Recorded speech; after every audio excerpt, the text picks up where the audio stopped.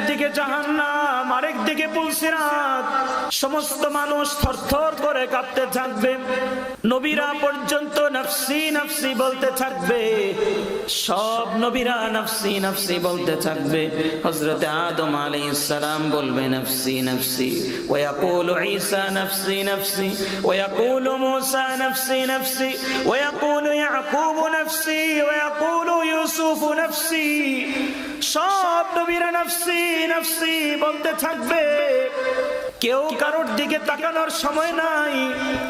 এমনকি পীর সাহেব পর্যন্ত বলতে থাকবে নফসি, মুরিদও বলতে থাকবে নফসি, খতিব সাহেব বলতে থাকবে নফসি, মুসল্লিও বলতে থাকবে নফসি, উস্তাদ বলতে থাকবে নফসি নফসি। না জানি আজকে আমার কি হয়, না জানি আজকে আমার গুনাহগুলো প্রকাশ পেয়ে যায়।